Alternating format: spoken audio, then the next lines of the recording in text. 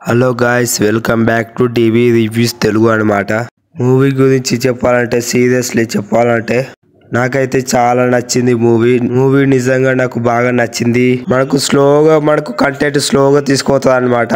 Full emotional ఉంటుంది అనమాట movie. Seriously అంటే ఏంటంటే మనం మూవీస్ లలో హ్యాపీగా ఫీల్ అవుతాము, సాడ్ గా ఫీల్ అవుతాము, ఎక్సైట్ అవుతాము, ఎంజాయ్ చేస్తాము, మనం వచ్చేసి డిసప్పాయింట్ అవుతాము. మనకు ఫస్ట్ హాఫ్ కొంచెం స్లోగా ఉన్నట్టే అనిపిస్తుంది, కానీ సెకండ్ హాఫ్ లో చూస్తే మాత్రం మనం సెకండ్ హాఫ్ లో చూసుకుంటే గనక మనకు 3-4 నిమిషాలు ఫుల్ ఎమోషనల్ అయిపోతాం. కళ్యాణ్ గారి ఫుల్ ఎమోషనల్ అనమాట. అక్కడ ఎమోషనల్ మొత్తం ఫుల్ పండిపోయింది అనమాట. హై ఇచ్చే మూవీ అనమాట, మనకు ప్రాపర్ కమర్షియల్ ఇచ్చే మూవీ అనమాట.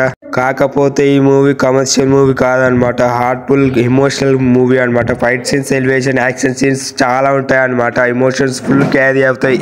సో మనకు ఫస్ట్ హాఫ్ లో మనకు 20 minutes కొంచెం స్లోగా ఉన్నట్టు అనిపిస్తుంది. అంటే స్టోరీ లైన్ లోకి ఇంకా ఇంట్రెస్ట్ కాలేదేమో అన్నంత ఫీలింగ్ అనిపిస్తుంది.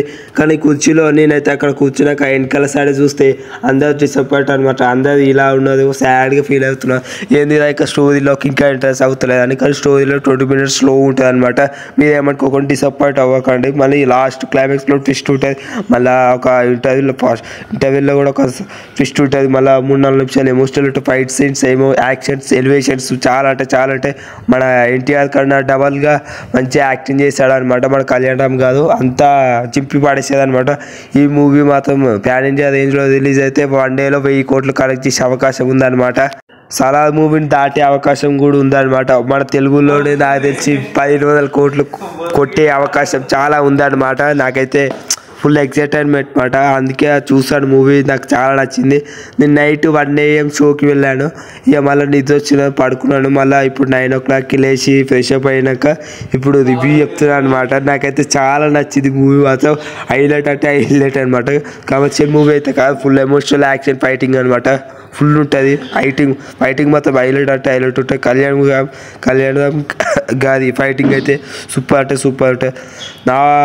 నా రేటింగ్ మాత్రం 2.5/5 అనమాట. రేటింగ్ అయితే చాలా నచ్చింది మూవీ మాత్రం. బ్లాక్ బస్టర్ హిట్ అనమాట. చాలా నచ్చింది నాకైతే. సూపర్ నచ్చింది. ఈ సినిమా మీద మీకు హై ఉంటే, మీకు సినిమాకి వెళ్ళాలని ఉంటే ఇందులో కొన్ని స్పాయిలర్స్ ఉంటాయి అనమాట. నేను ముందే ఒక మాట చెప్పేస్తున్నా, స్పాయిలర్స్ ఉంటుంది, మీరు చూడకండి, ఓకేనా.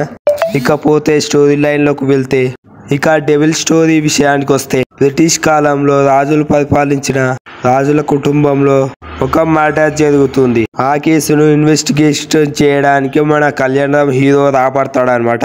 అప్పుడు వాళ్ళ ఇంటికి దగ్గరికి వెళ్ళి ఆ మర్డర్ ఇన్వెస్టిగేషన్ చేయడం జరుగుతుంది అన్నమాట. ఆ ఇన్వెస్టిగేషన్ లో అతనికి ఎన్నో అవమానాలు వస్తాయి, ఎన్నో అవమానాలు ఎదురవుతాయి అన్నమాట. ఇక ఈ హత్యకు సీక్రెట్ విషయం ఉందన్నమాట. లింక్ ఉందని తెలుసుకున్న అధికారులు కళ్యాణ్ తో ఆపరేషన్ మొదలు పెడతారనమాట. టైగర్ హంట్ మొదలు పెడతారు. అసలు హత్య చేసింది ఎవరు అని కనిపెట్టడానికి చాలా కష్టపడతాడు మన హీరో కళ్యాణ్ గారు అనమాట. బ్రిటిష్ ఫ్రెండ్ కాల డెవిల్ ఎందుకు వ్యతిరేకంగా పనిచేశాడు అనే ఒక కాన్సెప్ట్ ని ఇది బాగా మైండ్ బాగుంటుంది అనమాట. చివరికి మిషన్ ఇంపాసిబుల్ అయిపోతాడు డెవిల్ కి. ఆ మిషన్ ని పూర్తి చేస్తాడా లేదా అదే మిషన్ ఇంకా నడిపిస్తున్నాడా ఎవరికి తెలీదు. థియేటర్ కి వెళ్ళి చూడాల్సిందే. ఇక డెవిల్ సినిమా విశ్లేషణకు వస్తే, ఇది ఒక పీరియాడిక్ యాక్షన్ డ్రామా మూవీ అన్నమాట.